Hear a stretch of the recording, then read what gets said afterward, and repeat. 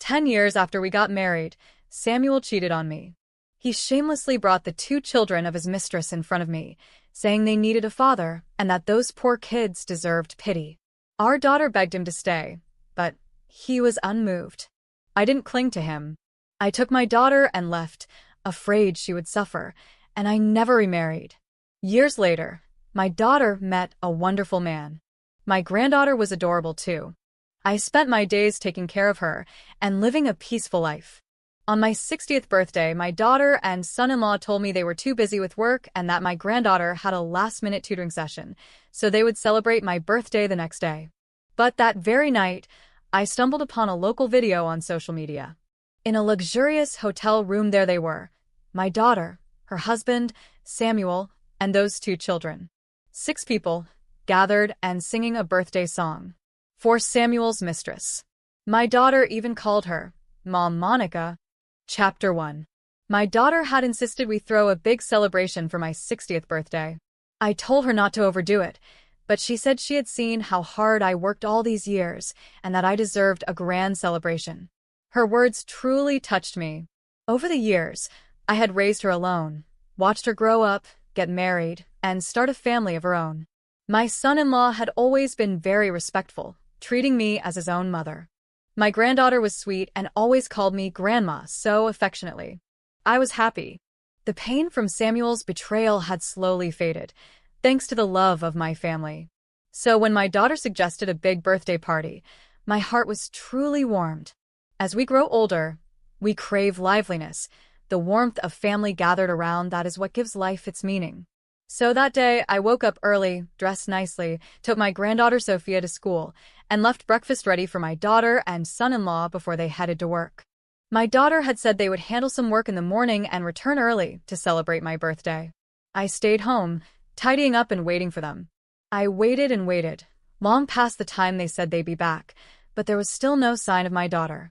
Worried something had happened, I was about to call her when my phone rang. Mom, something urgent came up at work for both Eric and me. It was sudden, and we couldn't get time off. We probably can't celebrate your birthday today. I could hear the guilt in her voice. Though I felt a wave of disappointment, I knew their careers were important, so I steadied my emotions and said, "It's okay. Work comes first. You two focus on your jobs. I'll pick up Sophia later." "Oh, right." My daughter quickly interrupted before I could finish. "Mom, it's your birthday today, so don't worry about anything. My friend happens to be going to the school this afternoon, and we'll bring Sophia to my office. You just relax at home." Thinking about how busy she was and how young Sophia still was, I couldn't help but suggest, "Why don't I go pick her up? You're so busy, and Sophia is at that mischievous age. She might distract you at work." Hearing this, my daughter sounded a bit anxious, her voice noticeably rising. "Oh, Mom, my friend is already on the way. Don't worry, just rest at home. I'll take care of Sophia. I have another meeting soon, so I can't talk right now." Before I could say another word, she quickly hung up. Listening to the busy tone on the line, I sighed. My daughter had been working so hard lately she'd even lost weight. Wanting to care for her, I returned to the kitchen and started preparing a nourishing chicken stew for her and my son-in-law. It would take time to cook, and with the housework done, I sat on the sofa, picked up my phone, and decided to relax a bit. At my age, I enjoy watching videos. I opened the video app and scrolled through several clips, but none caught my interest. Just as I was about to close it, I accidentally tapped on the local section. And with just one glance, I immediately recognized the figure of my daughter, Zoe. Chapter 2. The video had been posted just 30 minutes ago. I opened it without hesitation. It showed a private room in a hotel. My daughter stood by the table, my son-in-law holding Sophia. All 3 of them were smiling. Zoe turned her head slightly, and the camera shifted. And then I saw Samuel. If you ask me who I hate most in this life, without a doubt, it's Samuel. We had loved each other deeply when we were young, and I believed we'd spend our lives together. But everything changed in the 10th year of our marriage. The husband of Samuel's first love had died in an accident, leaving her and her 2 young children alone. At first, Samuel secretly helped them without telling me. When I found out, we had a huge fight. His face flushed red as he shouted at me, calling me heartless. Later, he brought those two children into our home and handed me divorce papers. He said, "Joel and Helen are too young. They can't grow up without a father." He wanted to divorce me, return to his first love, and be a father to her children. As he said those words, our daughter Zoe clung to his leg, crying her heart out, begging her father not to leave. But Samuel turned away and left without hesitation. I didn't want to fight anymore. I demanded most of his assets and took my daughter with me. I changed her surname to mine. Fearing a stepfather might mistreat her, I chose never to remarry. I devoted myself entirely to raising her, watching her grow, go off to college, fall in love, get married, and finally give birth to little Sophia. And through all those years, Samuel never once showed his face. Occasionally, I would hear that he and his first love never had more children. They had poured all their love and energy into raising those two kids as their own diligent, devoted parents. Zoe once told me that she hated Samuel just as much as I did. I believed that the painful memories of our divorce would stay with her, that she would remember my suffering and stay far away from them. I never imagined they would secretly stay in touch. Worse yet, I saw that video Zoe and Samuel, sitting together, speaking softly, not a hint of hatred between them. They even led the birthday song. My son-in-law and Sophia clapped happily, and those two children now grown joined in too. And at the center of it all stood Samuel's first love, Monica. She was as charming as ever, dressed in an elegant gown, standing there like a princess, basking in everyone's attention. Monica and I happened to share the same birthday. But the most absurd part, my daughter, whom I had loved more than life itself, after finishing the song, walked up to Monica, embraced her warmly, and called her Mom. Chapter 3. The phone slipped from my hand and crashed to the floor, the video still playing on loop. My chest throbbed with pain, but even more so, I was overcome with disbelief, desperately searching for some excuse. The daughter who had always stood by me, who had witnessed her father's cruelty, who had seen Monica pretending to be some innocent damsel offering false apologies while tearing our family apart, how could she call that woman Mom? I couldn't believe it. I sat frozen on the sofa for a long time, until the bitter smell wafting from the kitchen snapped me back. The chicken stew had burned. I quickly turned off the stove, and in my frantic state, grabbed the pot bare-handed, burning a large patch of skin on my fingers. I was about to tend to the burn when suddenly the doorbell rang. Opening the door, I saw the delivery man holding a small cake, the one I had ordered for myself. A tiny little cake. As you grow older, it's easier to become sentimental. So after hanging up with Zoe, I had ordered a small cake online, just a one-person celebration. But still, it was my birthday. I placed the cake on the coffee table, lit a few candles, clasped my hands together, and closed my eyes to make a wish. I had long decided what my wish would be. I wished for my beloved daughter to have a life full of happiness and ease, for my son-in-law to always love her, and for little Sophia to grow up healthy and bright. That had always been my wish. But now the moment I closed my eyes, all I could see was Zoe lying to me about having to work late, just so she could take her husband and daughter to Monica's grand birthday party. In the video, Monica was surrounded by them, laughing joyfully, as though they were one big, happy family. And here I was sitting alone, cold, abandoned, like a fool, like a joke. The daughter, who had once been part of me, now felt like a blade twisting in my heart, the pain unbearable. When you get older, your emotions betray you easily, and my tears streamed uncontrollably. Wiping them away, I made a new wish. I hope that in whatever days I've left, I can live happily and joyfully. That was all. For so many years, all my wishes had been for my children, never for myself. But looking back now, it truly hadn't been worth it. I took 2 bites of the cake. It was greasy, tasteless. I checked the time again. It was 11 at night. Normally, by this hour, I would have finished my housework, tucked Sophia into bed, and gone to my room to sleep. But tonight, I couldn't sleep. Just then there was noise at the door. Zoe tiptoed in, but when she saw me sitting in the living room, she froze, looking nervous. My son-in-law and Sophia followed, still chatting about the birthday party. But when they saw me, both fell silent immediately. Sophia, pretending nothing had happened, blinked her big innocent eyes, stretched out her arms, and said she missed Grandma, wanting a hug. Watching her run toward me, I didn't pick her up like I usually would, full of love. From the moment she was born, I had poured my heart and soul into raising her just as I had with Zoe. My son-in-law had no parents, and both he and Zoe worked long hours. Life in this big city wasn't easy.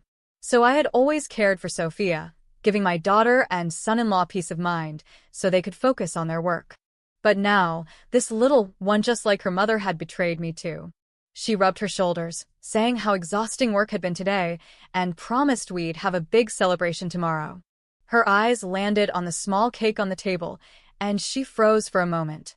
Mom, did you buy the cake yourself? Perhaps it was because the cake looked so small, or because the cake they had for Monica had been so grand today. I could clearly see the guilt in her eyes. I had also been paying for their utilities, daily groceries, even Sophia's private tutoring, all of it with my own money. Now that I had made the decision to leave, I certainly wouldn't be giving them another penny.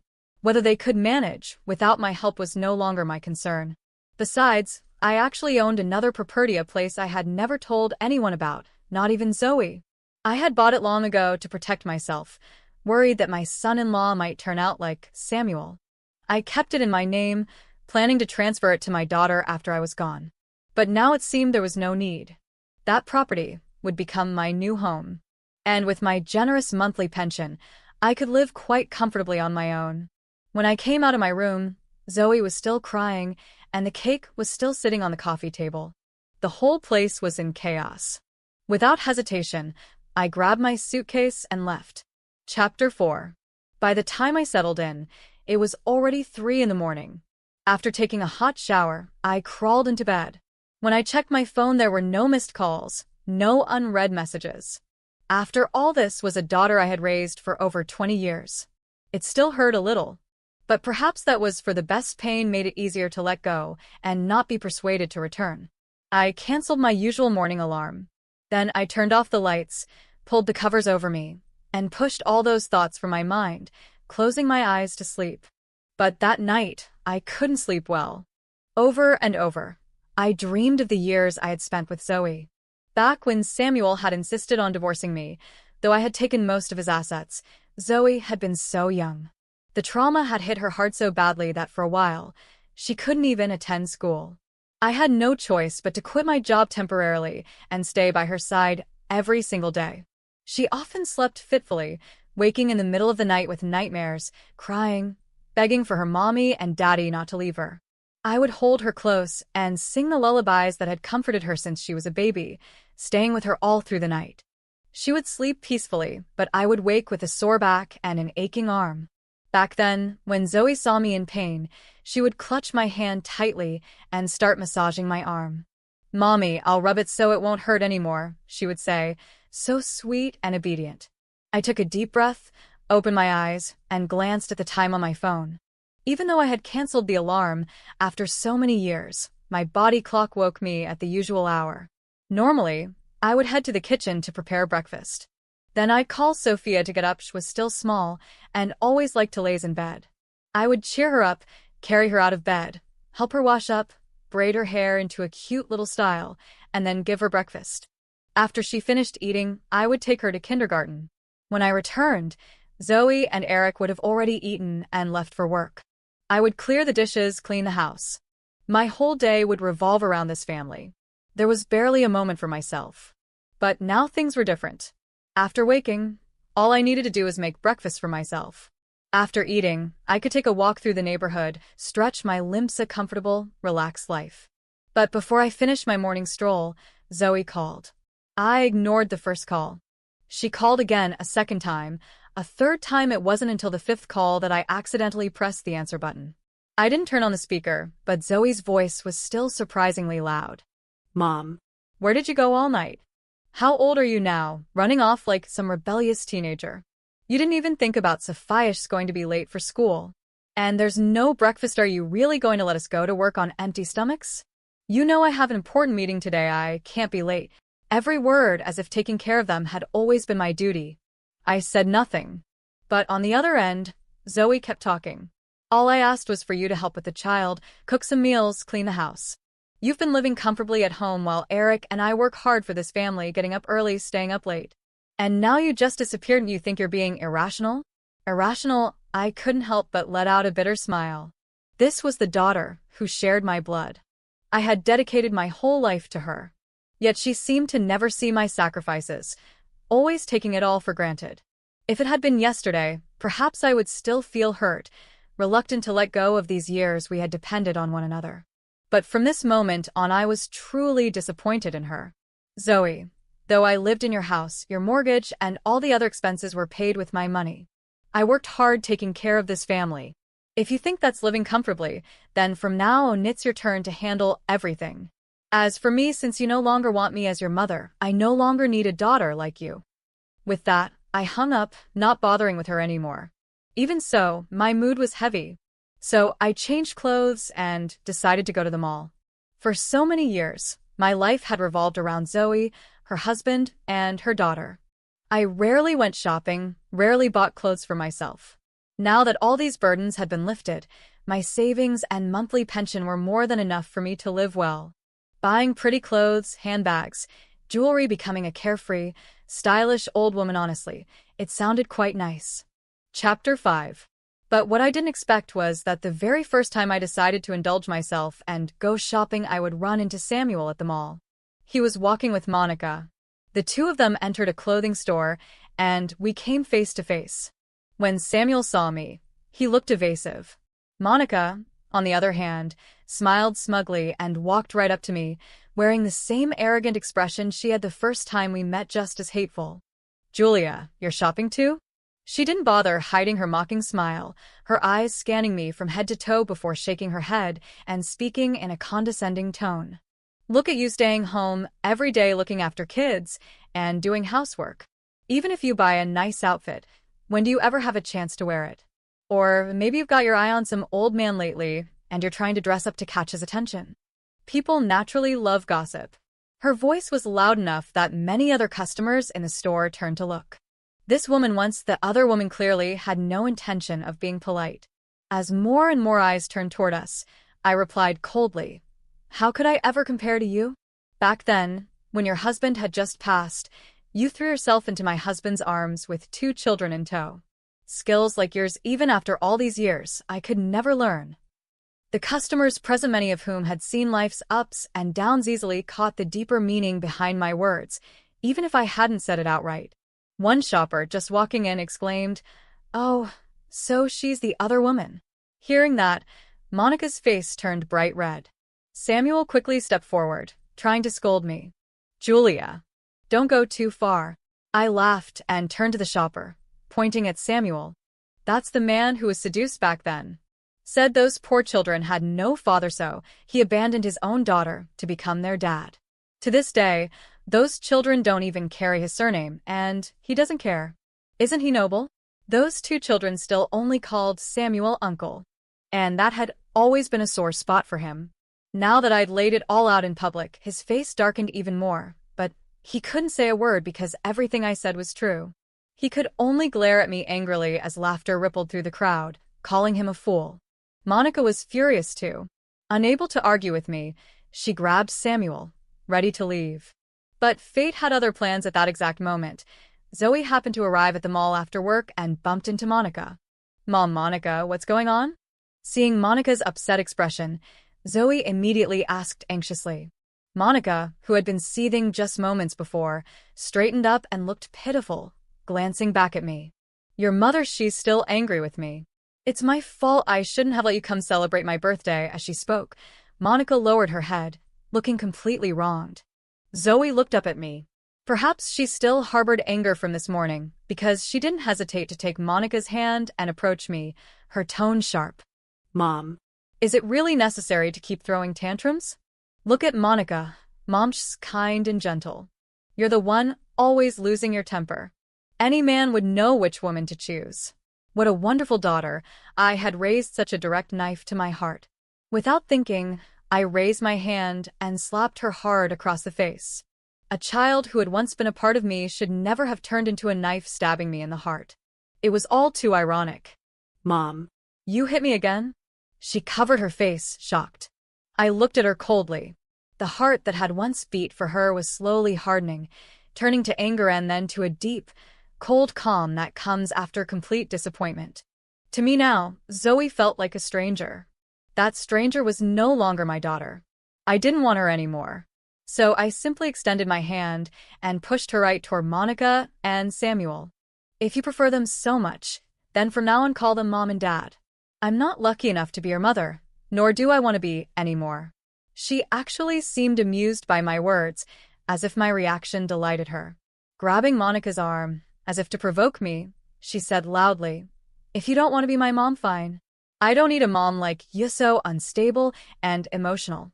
Monica Mom is wonderful. Today I'm going to have dinner with them. We'll be one big, happy family. Unlike you, always clinging to old grudges, complaining day after day." Her gestures were so exaggerated that her ID card slipped from her pocket and fell to the floor. Hearing the sound, I instinctively looked down. The card had landed face up. The photo looked recent, and the name read, Zoe. And that was when I realized my daughter, whom I had loved with all my heart, had secretly changed her surname long ago without ever telling me. Zoe noticed where I was looking, and though there was still a flicker of guilt in her eyes, she touched her nose and explained, "It's just a surname, right? Isn't it normal to take the father's name? Dad doesn't have any children with his surname. You don't care because you're a woman, but we can't let Dad's line go without descendants. It's just a name, why make a big deal about it?" The more she spoke, the more annoyed she seemed, even though I hadn't said a word. Still, she looked impatient. I kept staring at that name for a long time. Once upon a time, she had said she didn't want her father anymore. She had once said that we had each other, that we were the only family we had, and that was why she wanted my surname. But now it meant that the last bond between us had been severed. I waved my hand, my tone calm. "That's fine. You can have whatever surname you want. It has nothing to do with me anymore." After all, I had truly decided I no longer wanted this daughter. Chapter 6. On my way home, I blocked all of Zoe's contacts. I cut off all communication. I checked my savings and saw that this month's pension had just arrived.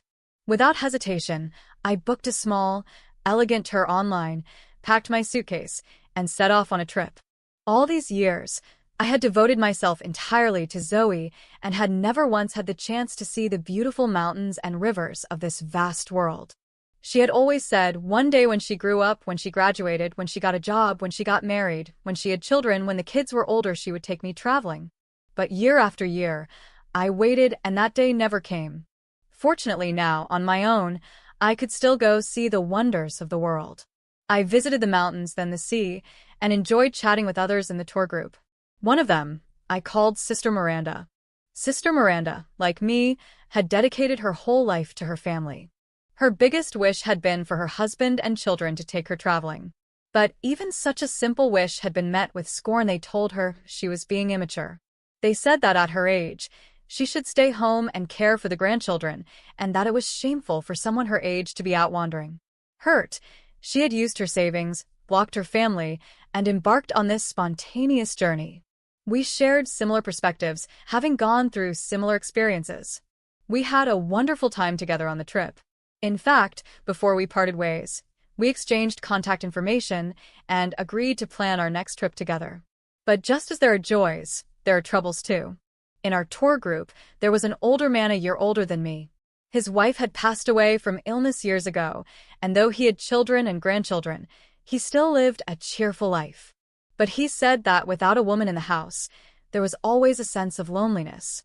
When he learned that I had been divorced for years, his eyes lit up. He said he would be willing to settle down with me, to live together. I wasn't interested, and I didn't want to encourage him. But still, he followed me all the way to my doorstep. Dragging my suitcase back home, I hadn't even unpacked when I saw him standing there at my door, holding a large bouquet of red roses. "Julia, Luke, we're the same age.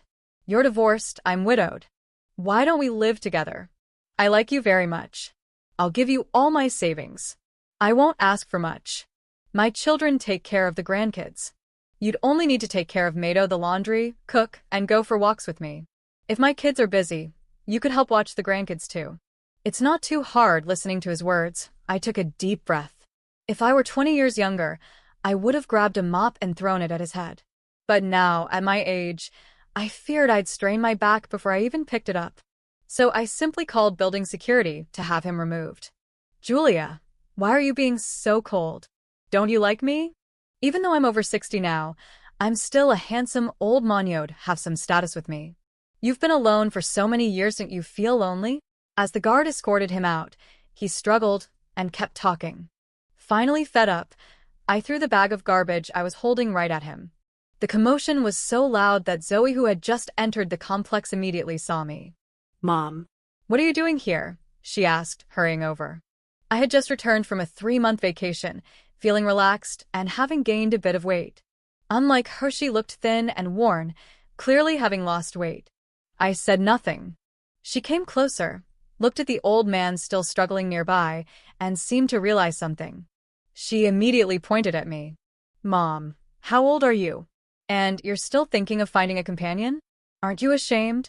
Her eyes were full of condemnation, and she looked furious. Then she started hitting the old man with her handbag, shouting at him to leave. As she hit him, she yelled, Mom, have you lost your mind? At your age, if some old man's interested in you, it's probably just for your money.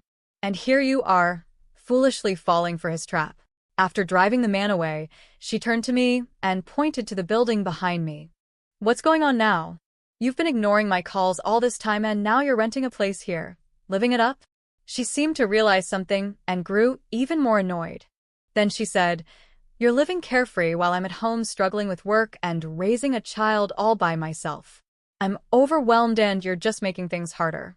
You don't want to care for the child, you won't do housework, and now you're out here enjoying life, messing around with old men. What a great mother you are. The sarcasm in her voice was unmistakable. I looked at her, my gaze cold. I told you last time, if you prefer Monica, then go be her daughter. As for me, I no longer wish to be your mother. And as for the mess you've got at home, that's no longer my responsibility. Understood? Hearing my words, she finally seemed to realize that I was truly determined. But she still couldn't stop herself from scolding me. What do you mean you're no longer my mother? We're bound by blood.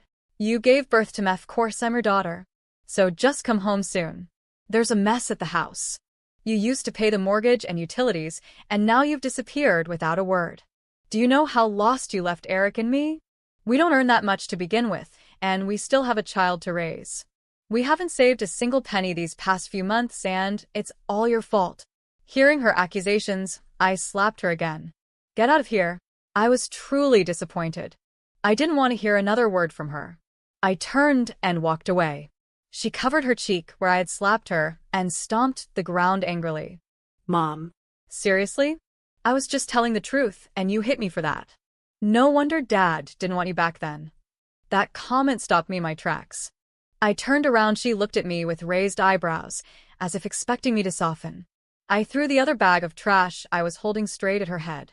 Zoe, back then when Samuel wanted to divorce me, it was because he was blind a fool. Between him and me, it was just a piece of paper. Once that was torn, there was nothing left. But you're different.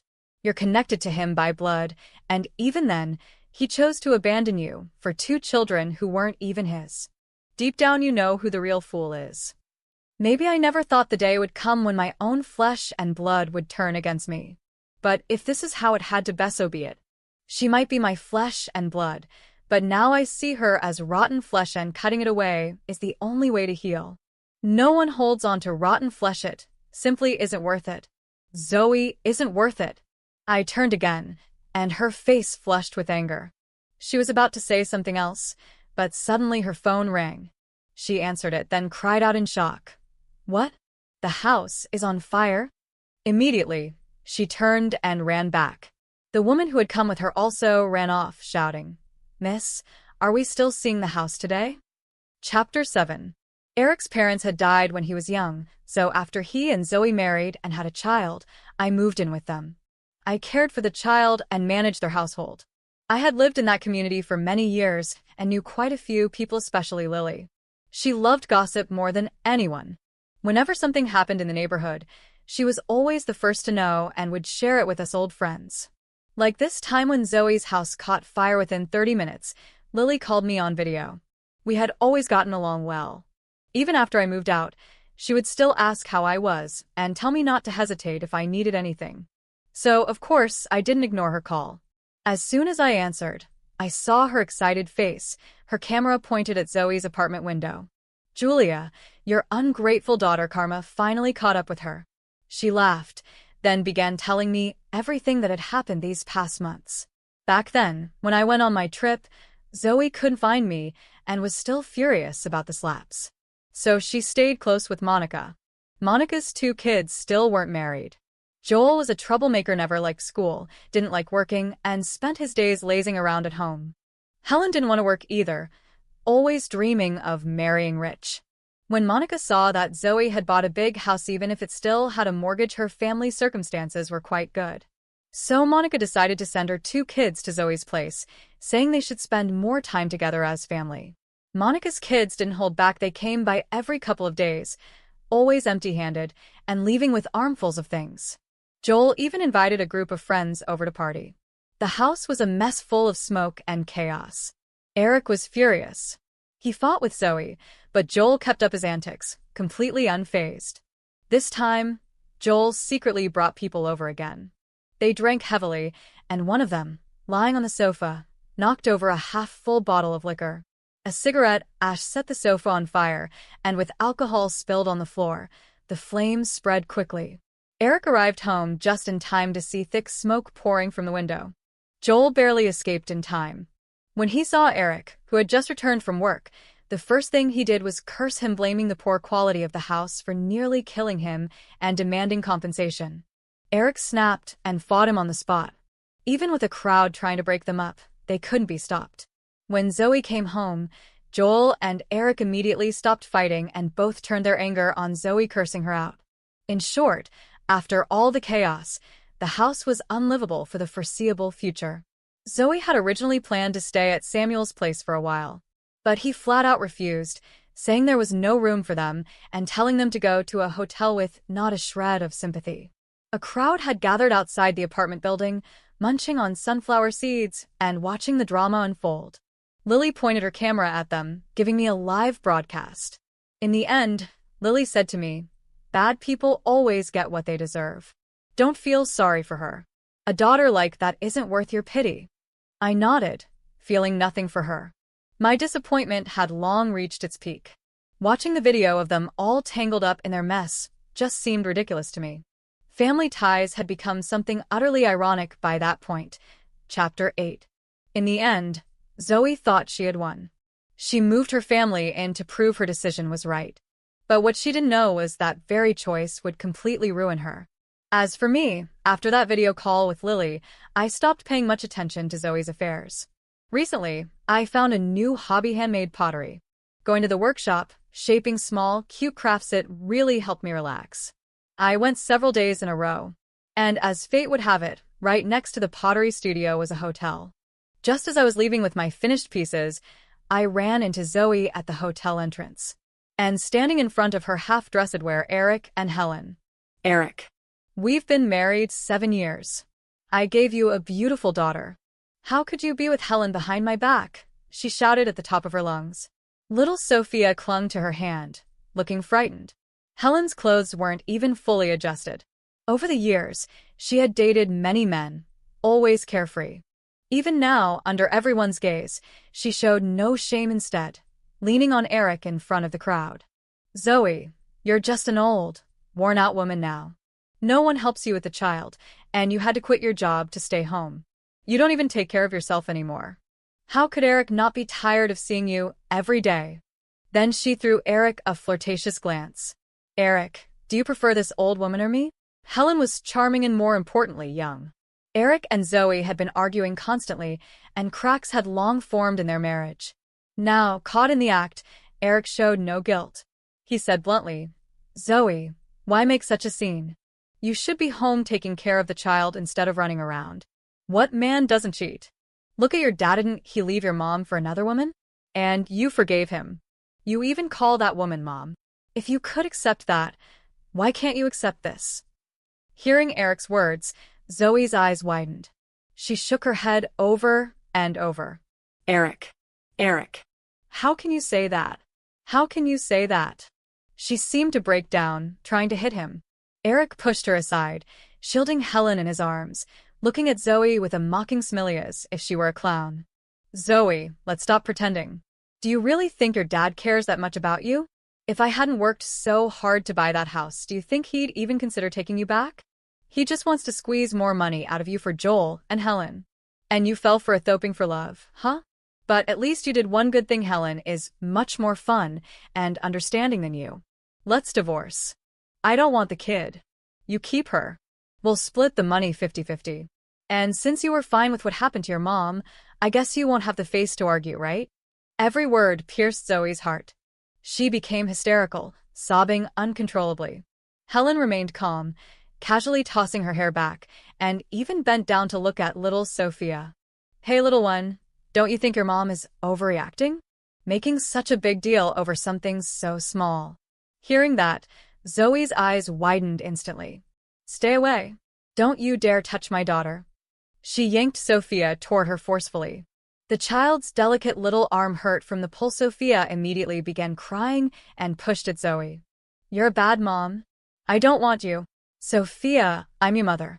I gave birth to you. I raised you. How can you say that? Heartbroken, Zoe raised her hand to strike the child. Sophia bit her wrist, making Zoe wince in pain. Then the little girl ran straight into Helen's arms, glaring angrily at Zoe. You're a bad mom. You always yell at me. I like Auntie better. I want her to be my mom. Hearing that, Zoe's eyes went wide. She looked like she wanted to say something, but suddenly, her gaze locked with mine from the crowd. In that moment, her eyes were filled with complexity and mockery. Maybe she finally realized the very things she had once told me were now coming back to strike her heart. Chapter 9. After witnessing the entire scene, Lily spent the whole day delighting in the gossip, sending me dozens of 60-second voice messages all about what she had seen today. Ever since the house fire, Zoe's family of 3 had moved into Samuel's home. With the cracks in their marriage, the constant arguing continued. And with me gone, someone had to take Sophia to and from school. Eventually, Zoe quit her job to stay home with the child. Meanwhile, Helen had her eyes on Eric's money. Over time, with intentional flirting, the two got involved. Samuel and Monica knew about it and even helped cover for them. Even Sophia had seen it a few times, but a simple pacifier was enough to keep her quiet. In short, as the chaos unfolded, Zoe, knowing everything, was eventually kicked out by the whole family. Even her beloved Sophia cried and refused to go with her, earning to run into Helen's arms, calling her mom. When I returned to the community after my walk, I saw Zoe at the entrance. She was crouched in a corner. When she saw me, she looked like a pitiful stray kitten. Reaching out, tugging at the hem of my skirt, she pleaded, Mom, I was wrong. Can you forgive me? I looked at her, this daughter, who had once been closest to me. If it had been before, my heart would have shattered, and without hesitation, I would have grabbed a knife and stormed into Samuel's house. Even if it had cost me my life, I would have once avenged my daughter. But after everything that had happened, I had come to understand perhaps this was her karma. So as I watched her tears fall, I truly felt nothing. It was as if a stranger was shedding worthless tears, hoping that by doing so, I would forgive her, take her back into my home, and return things to the way they were, where she never lifted a finger, and I treated her as my beloved daughter. But why should I? She might have once been my precious child. But now she was no longer. I let go of her hand without a shred of emotion and calmly said, You must have me confused with someone else. I'm not your mother. I once had a daughter in this life, but in my heart, she died a long time ago. As for you, go back where you came from. Don't show your face again, or I won't hesitate to call security. Understood? After saying that, I ignored her desperate cries and walked straight home. Chapter 10. Zoe came looking for me several times after that, but I refused to see her. I had made up my mind she was no longer my daughter. She must have sensed how firm my decision was, because eventually she stopped coming. And I continued with my life-taking walks, making pottery, shopping for pretty dresses. It was finally time to enjoy it as I should. When I next heard news of her, it was half a month later.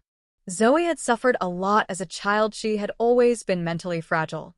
Back then, I had stayed by her side day after day until she had regained her joy and spirit. But now abandoned by everyone, even her beloved daughter no longer wanted her. Under the pretense of letting everything go, she gathered the entire family, saying it was for one last reunion meal. After the meal, she announced that she would leave for another city and never return. And that meal she had prepared herself. The ambulance arrived that night. Zoe had purchased a large amount of rat poison, paraquat, and various other toxic substances from the market. She mixed them all into the dishes. And while everyone was suffering from the poisoning, she sealed the doors and windows and turned on the gas. When they were finally discovered, they were all unconscious on the floor, foaming at the mouth. With all the toxins combined, even those who hadn't eaten much were already beyond saving. None of them survived the next day. Even 6-year-old Sophia lost her life. The story made national headlines. The public dug into their past. They learned that Samuel had always been a scoundrel. That Monica had clawed her way up as the other woman. That Joel was a thug, loved fighting, bullying girls, utterly repulsive. That Helen loved stealing other people's boyfriends, just like her mother. That Eric was also a disgrace, despised by everyone. That even Sophia, at such a young age, was chillingly cold-hearted. That Zoe, blinded by her heart and mind, had ultimately faced the consequences of her own actions. The whole country knew about them, now a group so vile that everyone wished they could spit on their graves. As for me, I made a brief appearance in the news trends.